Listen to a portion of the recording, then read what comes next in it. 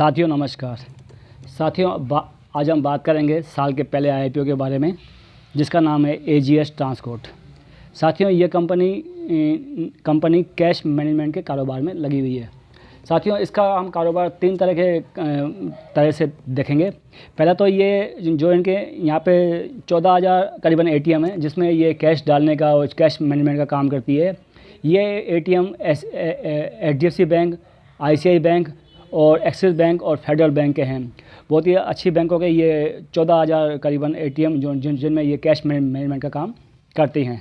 साथ ही दूसरा काम इनका है कि ये कुछ पेट्रोल पंप पे और प्राइवेट संस्थानों पे ये पीओएस मशीन उपलब्ध कराती है, जिसमें आदमी अपना कार्ड दे करके कैशलेस सुविधा लेता है। जो साथियों उसके अंदर इंडियन ऑयल और हिंदुस्तान पेट्रोलियम, डॉक्टर लाल पैथ, पतंजलि जैसे बड़े बड़े नाम इनके साथ हैं। और साथियों तीसरा काम जो इनका काम है वो काम है इनका जो रंग बनाने की जो मशीन आती है, आपने देखा होगा बर्जर पेंट की, एशियन पेंट की और इन सब पेंट कंपनी की एक मशीन आती है जो वाइट बेस के ऊपर रंग बनाने का काम करती है। तो वो मशीन का भी मैनेजमेंट का काम ये कंपनी करती है। तो साथियों तीन तरह का काम करती है।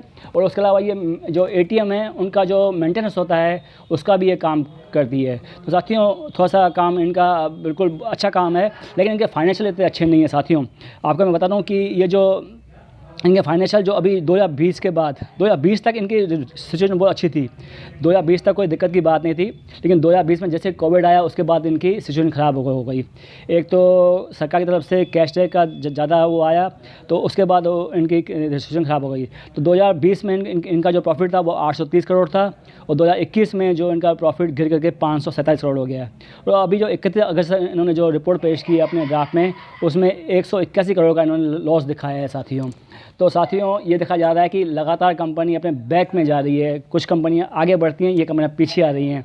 तो ये बैलेंस शीट देख के अच्छा नहीं लग रहा कि कोई कंपनी अभी लॉस मेकिंग है। लेकिन रिटेल के लिए इन्होंने 35% हिस्सा इन्होंने उपलब्ध कराया है। तो साथियों ये कंफर्म आईपीओ है, जिसकी तारीख आ गई है। ये 19 जनवरी को शुरू होगा, 21 जनवरी को बंद होगा। फेस वैल्यू 10 रुपये है। और साथियों ये अपने आईपीओ से 680 करोड़ रुपये जुटाएंगे। साथियों दूसरी पॉइंट करने वाली बात है, ये 680 पूरा ऑफर फॉर सेल है, फ्रेश इशू कुछ भी नहीं है। यानी कंपनी के पास 1 रुपया भी नहीं जाएगा, सारा पैसा सिर्फ प्रमोटर की जेब में जाएगा। साथियों ये दूसरा नेगेटिव पॉइंट है। एक नेगेटिव पॉइंट तो ये है कि उनके फाइनेंशियल ख़राब हो रहे हैं, लगातार कंपनी प्रॉफिट से लॉस में आ रही है। दूसरा माइनस पॉइंट है कि ये पूरा ऑफर फॉर सेल है, कंपनी को कुछ नहीं जाएगा, सारा पैसा प्रमोटर अपनी जेब में लेके जाएंगे। तो साथियों ये एक नेगेटिव पॉइंट है। प्रमोटर की अभी होल्डिंग अच्छी हुई है, लेकिन उसके बाद कम हो जाएगी। तो साथियों ये 19 जनवरी को खुल रहा है, 21 जनवरी को बंद हो रहा है। 27 जनवरी को अलॉटमेंट की डेट है। रिफंड आपके पास 28 जनवरी को आ जाएगा। अगर आपको शेयर मिलते हैं तो 31 जनवरी को आपके डीमेट में आ जाएंगे, और 1 फरवरी को इसकी लिस्टिंग है। साथियों अभी तक इसका यही जो कंफर्मेशन आई है, बाकी करीबन सोमवार को या कल इसकी पूरी कंफर्मेशन आ जाएगी।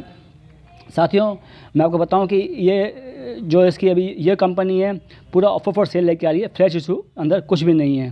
साथियों हमको लगता है कि इसका जो आईपीओ प्राइस है 200 रुपये के अंदर रहने की संभावना है। जिस हिसाब से कंपनी के फाइनेंशियल हैं, जिस हिसाब से कंपनी की स्थिति है अभी और ऑफर फॉर सेल है। अभी हाल ही में देखा आपने कि सेबी ने बहुत ही स्ट्रिक्टनेस से कहा है कि अपना प्राइस बैंड सही रखने की करें।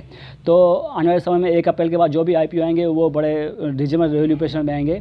तो अभी सेबी की तरफ से जैसे ही आपने देखा होगा कि पेटीएम का आईपीओ आया, उसके बाद सेबी ने बिल्कुल स्ट्रिक्ट बोल दिया है कि अपना जो प्राइसिंग है वो सही करें।